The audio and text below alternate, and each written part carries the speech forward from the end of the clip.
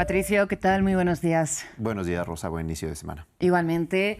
Vamos a empezar esta semana recuperando una polémica que se remonta, ¿no?, a la semana anterior. Precisamente son estas renovadas tensiones entre Estados Unidos y Alemania.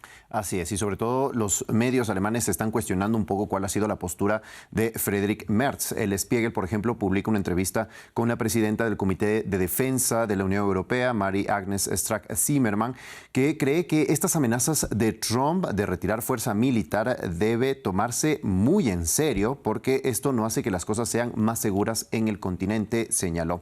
Y menciona que Merz debería considerar las consecuencias de sus palabras en el futuro, que algunos creen que fue el detonante precisamente estos cuestionamientos a Trump, que se haya desencadenado todas estas tensiones. Además, señala que es necesario proyectar una imagen de confianza ante Trump, pero antes que eso le aconseja a Merz que cumpla con sus promesas, tanto en temas de defensa como de seguridad.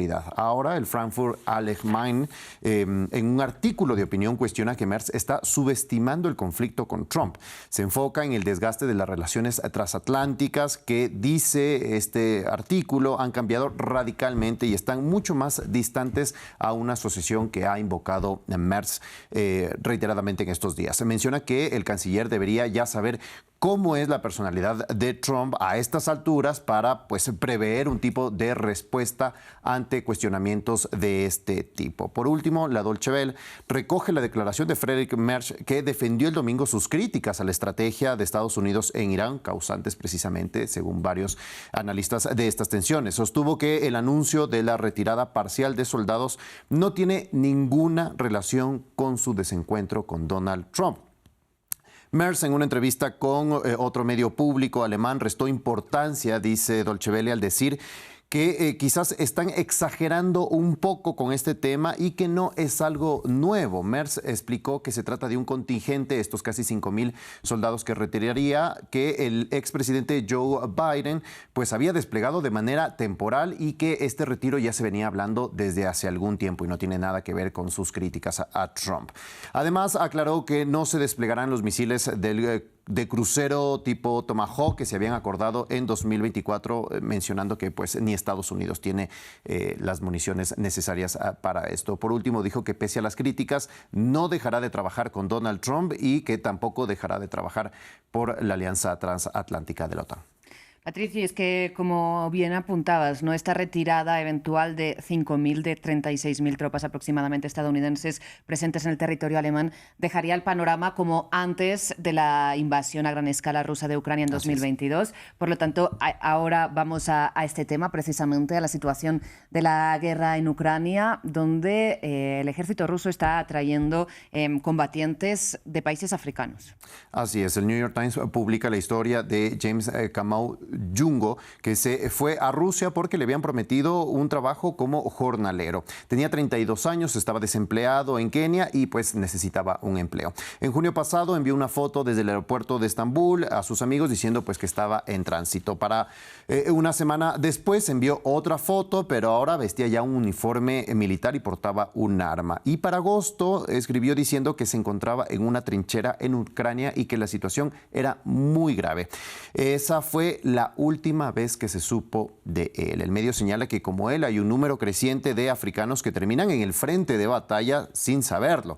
Algunos como voluntarios, por un lado, y otros con promesas de trabajos civiles para luego ser obligados a unirse a las fuerzas rusas. Se desconoce el número exacto de africanos que han terminado en las filas militares rusas, pero en Kenia, por ejemplo, el Servicio Nacional de Inteligencia descubrió que cerca de 1,000 kenianos habían viajado a Rusia y terminado en el frente de guerra. Solo 30 habían regresado con vida. Y no son solo los extranjeros, los rusos también han sido engañados. Al Jazeera cuenta la historia de Oleg, un joven de 24 años que pensó que se estaba inscribiendo para un trabajo como guardia de seguridad en la planta de Zaporilla, en la parte ocupada sureste de Ucrania. Fue hasta la oficina de reclutamiento, firmó el contrato, pero en la medianoche le hacen firmar un anexo con el que resultó convertirse o ser parte de un acuerdo para ser piloto de drones, y de esa manera termina en el frente de guerra. Pero Oleg desertó del ejército y huyó de Rusia. El medio explica que una publicación independiente de Mediazona señala que casi 21.000 militares rusos fueron condenados por negarse a prestar servicio militar o intentar desertar. Para Naciones Unidas, a septiembre, al menos 50.000 soldados rusos que lucharon en Ucrania han desertado desde 2022. Hay un grupo llamado Idet Lesom, que se podría traducir en piérdete, más o menos hablando coloquialmente, que precisamente ayuda a los soldados rusos que quieren desertar a huir del país. Ahora, con respecto a lo que sucede en territorio, el Kiev Post cita al Instituto para el Estudio de la Guerra, que mencionó que las fuerzas rusas sufrieron una pérdida territorial neta en abril, la primera desde la incursión de Ucrania en la región rusa de Kursk. Según el organismo, Rusia perdió el control de 116 kilómetros cuadrados durante este mes. Patricio, pues muchas gracias por acercarnos este otro ángulo de la guerra, y también invitamos a nuestra audiencia a ver un reportaje de France 24, en este caso sobre los colombianos combatiendo entre las filas ucranianas. Cerramos esta revista de prensa hablando de que el medio El País cumple 50 años y ha hecho una lista de las figuras políticas más destacadas en este medio siglo, ¿no? ¿Qué nos traes? Así es, el medio pues inicia esta lista explicando que hubo mucho debate, un grupo ad hoc también que estaba encargado justamente de organizar y pensar en estos nombres, pero en lo que sí hubo un consenso general, dice, es en quién fue el personaje más crucial en estos 50 años. Y señala que es Mikhail Gorbachev, el último dirigente de la Unión Soviética que no opuso resistencia a su desintegración.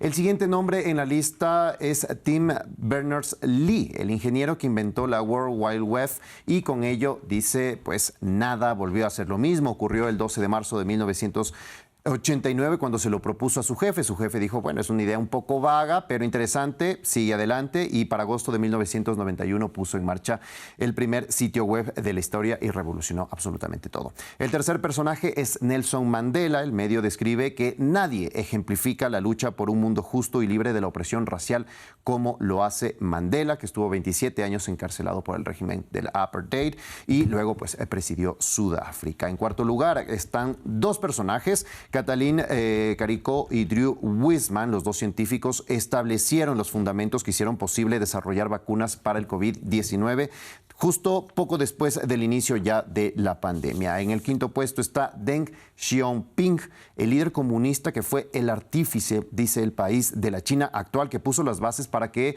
pues, China se convierta en esta mayor fábrica del mundo. Luego la lista continúa con Margaret Thatcher, Donald Trump, Steve Jobs, Amancio Ortega y Gabriel García Márquez. El escritor colombiano cierra este top 10 de personajes, y la lista, bueno, continúa también con Bill Gates, Donald Trump, Vladimir Putin, Juan Pablo II, Osama Bin Laden, Madonna, evidentemente, Greta Thunberg y otros nombres completan esta lista.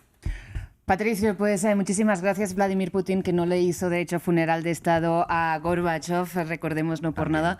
Muchísimas gracias, Patricio, por esta revista de prensa, como siempre. A ti, Rosa, ya nos vemos.